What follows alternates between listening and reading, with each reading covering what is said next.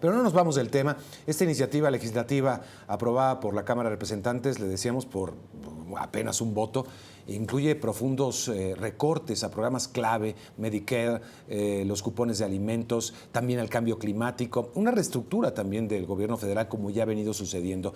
Y por otro lado contempla importantes exenciones fiscales a la renta, ya nos explicaba algunos de ellos mi compañero Juan Carlos López, pero vamos a conversar con Jorge Suárez Vélez, columnista del diario Reforma, analista en temas financieros. ¿Cómo estás, Juan Carlos? Qué gusto me da saludarte, Jorge, perdóname, bienvenido.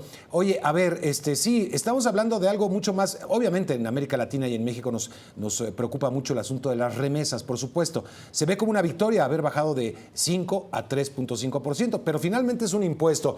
¿Te parece empezamos por ahí? Creo que sí, hola Mario. No veo ninguna victoria. O sea, sigue habiendo un 3.5 que no existía antes. Así que creo que verle el lado positivo es como si los chinos festejan que ya no tienen aranceles de 120, pero siguen teniendo el 30. O sea, creo que esto cambia muchas cosas, encarece fuertemente las remesas, estimula el envío, digamos, informal de recursos. Entonces, creo que en general es una bastante mala noticia para quienes envían remesas y para México en general. Aparte de que viene un proceso, supongo, que también ahí está la pretensión, parte del impuesto, de tratar de registrar aquellos envíos que generalmente no han sido registrados, ¿no? Cualquier persona puede hacer un envío sin necesidad de, a veces, ni siquiera de poner su nombre, según el Estado. En este caso, hay mucho temor de los inmigrantes a que pues ya forman parte de una lista completamente registrada, Jorge. Ese es un buen punto, Mario, porque creo que algo que tenemos que considerar es que muchos de quienes hemos estado involucrados con organizaciones que apoyan a migrantes, insistimos mucho que los migrantes pagaran impuestos, que tuvieran registro fiscal y que eso a la larga les podría ayudar a tratar de regularizar su estancia en Estados Unidos. En el momento que recientemente se forzó a que el IRS diera esta información, donde ellos pierden su anonimato y no se les expone realmente una deportación porque sí han estado pagando impuestos. Cuando unes las dos cosas, creo que estamos empezando a dar enormes incentivos para que la gente que está aquí indocumentada se mantenga en la oscuridad, que no use canales formales, y eso los puede dejar en manos de organizaciones criminales, de que lavan dinero y de un montón de cosas que son malas para todos. Sí, sin duda. Ahora, pasando del tema de las remesas que nos preocupa directamente, pues el tema grande, el general, es una transformación del gasto público muy importante que está emprendiendo Donald Trump, Jorge. Esto es de una enorme trascendencia. Yo desde hace mucho tiempo en lo que escribo en Reforma he estado hablando de que algo que me preocupaba es que yo veía que la tendencia de tasas de interés en Estados Unidos iba a ser al alza, no a la baja, como tanto se había repetido, básicamente porque no veía estructuralmente cómo podía reducirse el déficit. Y por el otro lado, tienes un nivel de endeudamiento de Estados Unidos que equivale a 1.2 veces el tamaño de toda su economía.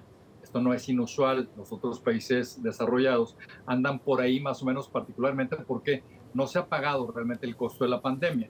Pero la realidad es que Estados Unidos, al tener un déficit fiscal de alrededor de 7 puntos del PIB este año, se está metiendo en camisa de 11 varas porque sabemos que, por un lado, se está prolongando, digamos, este periodo de un recorte fiscal que proviene de 2017, de la primera administración de Trump, y por el otro lado, se había ofrecido una serie de recortes que no se van a dar. Hace rato Juan Carlos hablaba de que esto va a pasar al Senado ahora, de la Cámara Baja a la Cámara Alta, y lo que probablemente va a pasar en el Senado es que muchos de los recortes que están en el presupuesto que ya se autorizó, digamos, en la Cámara Baja, los senadores los van a quitar porque saben que políticamente son absolutamente cáusticos. Todo lo que tiene que ver con recortes a Medicare, Medicaid, a food stamps, o sea, todos estos programas sociales podrían pasarles factura cuando venga las elecciones de medio término en noviembre del año próximo. Entonces, los mercados de bonos se están preocupando mucho. Si vemos cómo ha estado operando, las tasas van al alza, es decir, el precio de los bonos va a la baja, porque se percibe que Estados Unidos es un país que tiene más riesgo crediticio que antes, y como sabes, además, Moody's, que era la única calificadora que seguía teniendo a la deuda estadounidense con AAA, ya también les bajó la calificación. Así que creo que todo esto puede ser una muy mala noticia a mediano y largo plazo. Ahora, como bien dices, falta que pase la dura prueba del Senado también, Jorge. ¿Cuál sería el pronóstico ahí? ¿Crees que habrá una presión muy fuerte, por supuesto?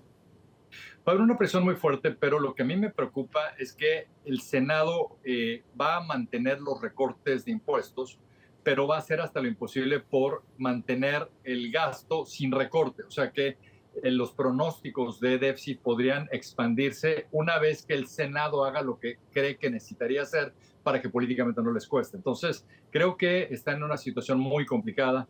Ya ha habido gente como Larry Summers que lleva rato hablando de esto, de por qué hay un enorme riesgo de que se encarezca demasiado el costo del endeudamiento de Estados Unidos. Como sabes, el año pasado por primera vez costó más la deuda del costo del gasto militar, lo cual nunca había ocurrido en la Sí. historia. Es decir, esta falta de disciplina fiscal puede realmente acabar pasando de factura a Estados Unidos. Sí, no, y aparte, bueno, sobre todo en un momento complicado también, Jorge, que es esta pugna comercial, es decir, se están sumando argumentos para que el desempeño económico pues no vaya de lo mejor. Hoy teníamos datos económicos ya en México también sobre, bueno, no alcanzó la recesión, pero fue un crecimiento pues prácticamente, es un estancamiento económico bastante evidente, sobre todo en el sector secundario que tiene que ver con esta relación con Estados Unidos. Ya se siente un efecto evidente. Te voy a comentar sobre las dos cosas. Primero, creo que es importante lo primero que dice en cuanto a las tarifas, porque las tarifas van a empezar a sentirse en el segundo semestre del año. Estamos empezando a oír de despidos, por ejemplo, en Walmart, estamos oyendo de despidos en empresas que tienen que ver con almacenamiento, que tienen que ver con transporte por la reducción, digamos, de importaciones como consecuencia de las tarifas. Probablemente vamos a ver menos crecimiento económico en Estados Unidos y más presión inflacionaria. Y por el otro lado, eso tiene también un impacto recaudatorio, o sea que también eso va a hacer que el déficit se deteriore todavía más de lo que habíamos dicho antes. Ahora, para México, claramente este es un entorno donde la demanda por exportaciones mexicanas va a ser menor, donde las remesas se van a reducir, además probablemente afectadas por este nuevo impuesto, y probablemente el crecimiento en México, en el mejor de los casos, va a estar absolutamente estancado, en el peor de los casos podríamos ver una recesión en los próximos trimestres, así que yo creo que esta es una gran llamada de atención. Yo no entiendo por qué el gobierno de la presidenta Sheinbaum no aprovecha para hacer grandes cambios, digamos, a todas estas políticas públicas que viene arrastrando, que ella sabe que probablemente pueden ser como un gran lastre para el crecimiento económico del país. Tiene el pretexto para hacerlo, dado el gran cambio en el entorno internacional, y no veo que estén aprovechando. Ahora, bueno, pero también ya hay agenda marcada, ¿no? Como la reforma del Poder Judicial, que pues entra dentro del mismo tema, Jorge.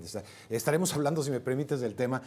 Jorge Suárez Vélez, especialista, escritor y analista de temas financieros económicos. Gracias, Jorge. Siempre un gusto saludarte. Las veces que quieras, Y mucho bienvenido, gusto. Jorge Suárez Gracias. Vélez. Gracias, hasta pronto.